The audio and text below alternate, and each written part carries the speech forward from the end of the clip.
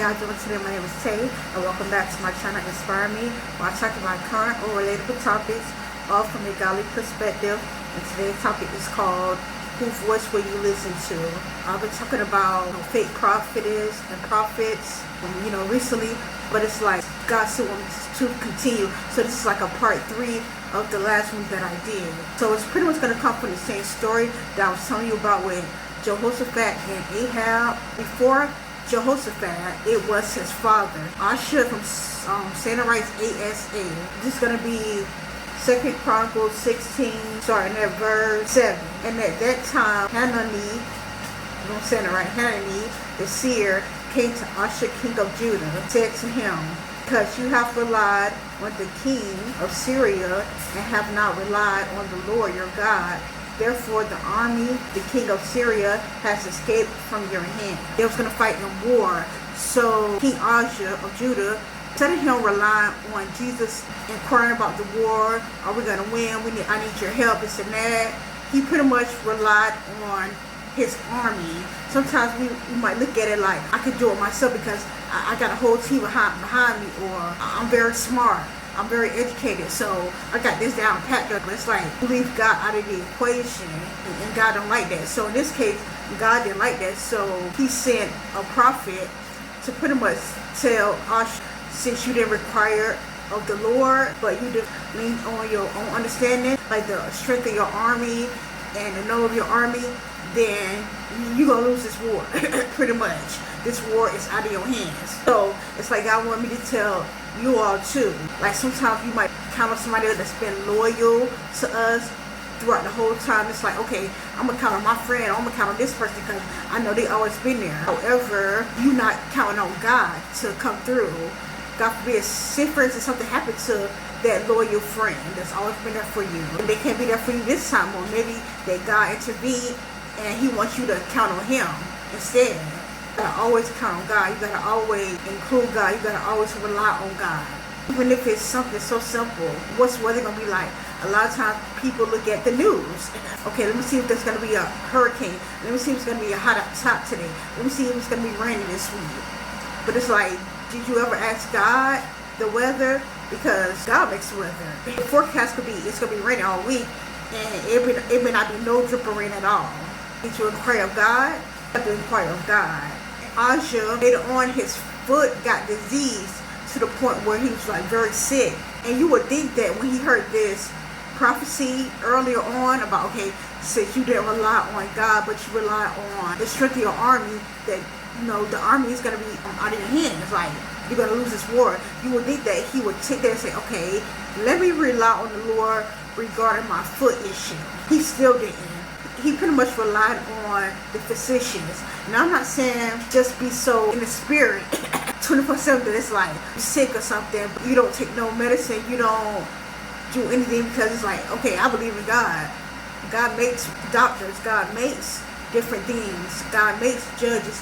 Oh, I'm not going to go to court because, God my judge. And then the people come at you with a warrant. Don't do that, y'all.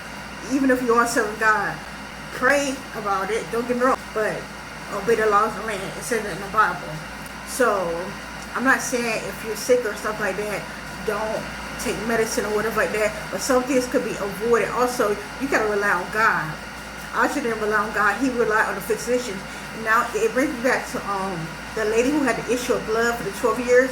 It said she spent all her money, those 12 years she had that problem, on physicians, and nobody can help her. But the time she touched the hem of Jesus' garment, she got healed. Not saying that the physicians didn't know what they were doing back then. At the end of the day, sometimes you need to touch for Jesus. You need to touch on Jesus' garment to be healed. So you need to rely on Jesus Christ, and then he will tell you, okay, yeah, go to the doctor, or take this medicine, or do this and that. But rely on Jesus. That's the first thing. So after he passed away, Asher, his son reigned, and it was Jehoshaphat. And thank God Jehoshaphat was nothing like his father. But Jehoshaphat teamed up with the king of Israel, which was Ahab, that I mentioned to you about, and Ahab was wicked. It's going to be 2 Chronicles 18, starting at verse 12, but I'm going to read like a little further. It's still going to be 12, but it's like a little further down, not the beginning. This is Ahab speaking to the messenger Micaiah. If I'm saying it correctly, Micaiah is a prophet from God. Therefore, please let your word be like the word of one of them and speak encouragement. Didn't I tell you on the other videos that so many times a lot of people don't have itchy ears? You feel me? They want to hear what they want to hear. They want to hear encouragement. There's nothing wrong with hearing encouragement if God related to the prophet or prophets to give to you, and if it's to a certain people, you got to clarify that. However, it's not for everybody. But Ahab, he wanted to hear encouragement, even if it could have been a lie. He wanted to hear encouragement. Don't be that person. If you was that person in the past, don't be that person no longer. Stop trying to hear things you want to hear. If it's encouragement, you might be down, you might be feeling out, you might be feeling this and that. But at the end of the day, don't seek to hear encouragement if God didn't put it on that person's heart. Oh, I'm going to go look for them myself then. If I want to tell them then, I'm going to go look for myself. When I did the other video, the blood is not going to only be on the person's hand, but your hand as well. So if you're listening to the lies of a prophet or prophet saying that God said this and that, and when he really didn't, because you want encouragement, that blood's going to be on your hand as well. Micaiah pretty much said, the Lord tell me, that's what I'm going to tell you. But for some reason, Micaiah told Ahab what he wanted to hear. Like, yeah, okay, go on up. You're going to win this war. Okay, just to backtrack real quick. This is going to be same chapter 18:5. First, when they was inquiring about the war, then the king of Israel, which is Ahab, gathered the prophets together, 400 men, and said to them, shall we go to war against Ramoth Gilead, or shall I refrain?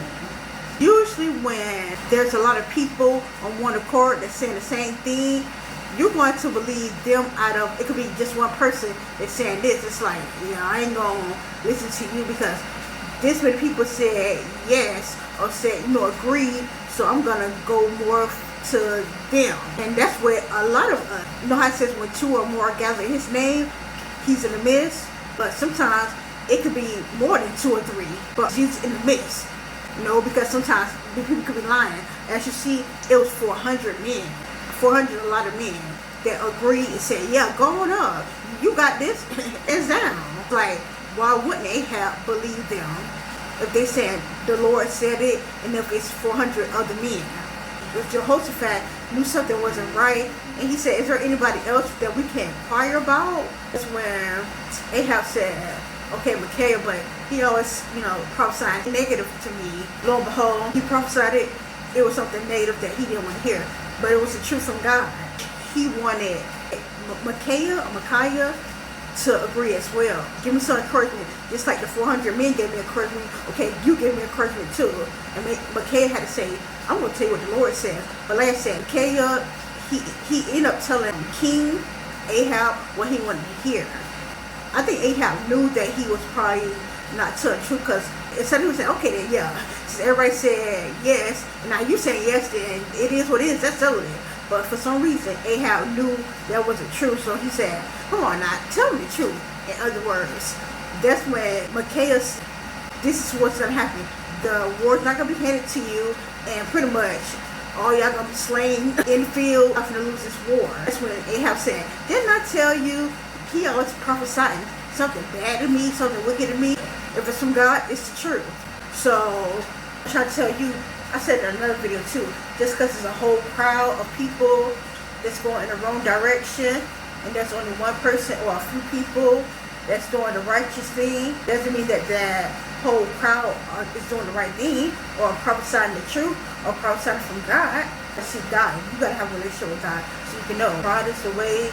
Anyway, pretty much what it said is the way to hell is very wide, because there's a lot of people that's seeking riches, seeking lies, seeking great prophecies, encouragement, seeking the cares of this world, seeking revenge, seeking things that they want to do. Seeking a woman that they're not married to, seeking getting high, getting loaded, getting wasted, but you're not getting half, Lord. That's why it says, why is the way to destruction?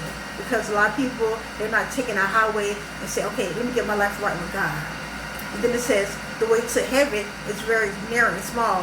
Have you ever seen like a small hallway? And it's like, oh, let me get in here. It's available to all of us, but some people don't take that road because they know they got to deny their flesh, and it's like they don't want to do that. They know they got to stop doing certain things that they used to do. They don't want to do that. So it's like that way is not for a lot of people because they don't choose that way. Okay, now I'm going to read verse 19. And the Lord said, who will persuade Ahab, king of Israel, to go up that he may fall at Ramoth? So one spoke in this manner, and another spoke in that manner. Then a spirit came forward and stood before the Lord and said, I will persuade him. To him, in what way? So he said, I will go out and be a lying spirit in the mouth of the prophets, of all the prophets.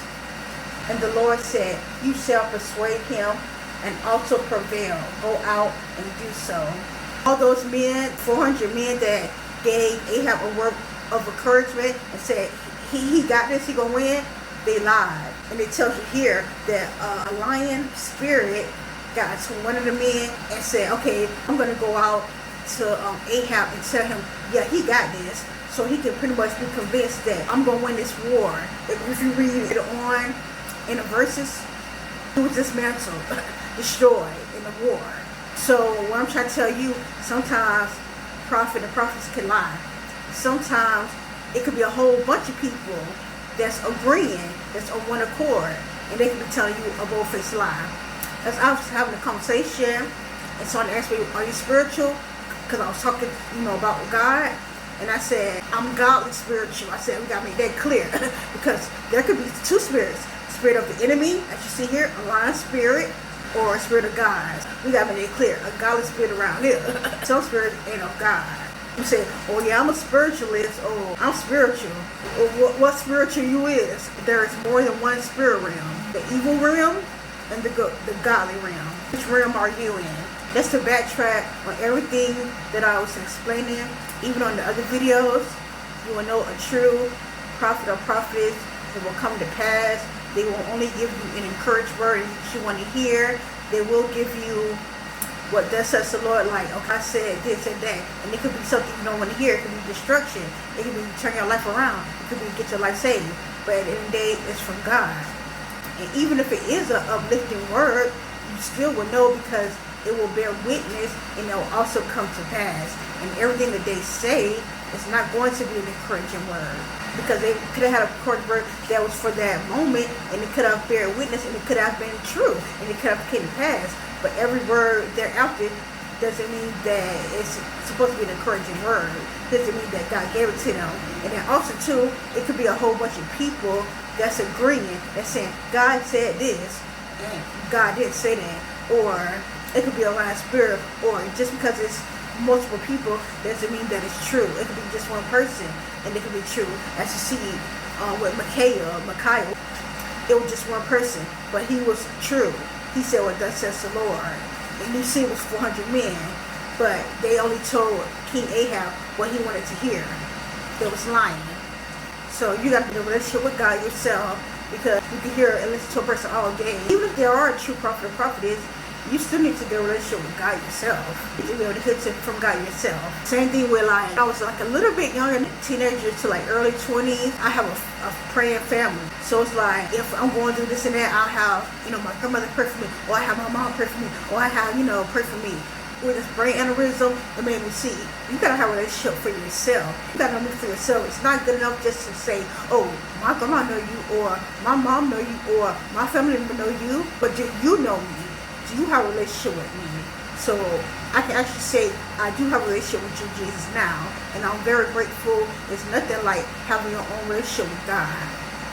It's good when other people can pray for you, but when you can pray for your own self, it's a blessing. When God can speak to you, it's good when God can tell other people to tell you things, because that's how it works as well. But it's good when you can just ask God something in the privacy of your own, mind. And God can speak to you. Great thing. It's a great feeling. I never knew that God being able to speak to me and tell me things. It's like, wow, God, I hear your voice. It's a blessing. Say no cap, y'all. Don't say no cap, y'all. That's pretty much all that God gave me. Voice will you listen to? Will you listen to the voice of the enemy, of the lying spirit, of things you want to hear, of an itchy ear? Or will you listen to the voice of God? Whether it's encouragement or whether it's the rod. So that's pretty much all I had to say. Make sure you like, make sure you share, and make sure you subscribe to my channel, y'all. Y'all have a blessed day.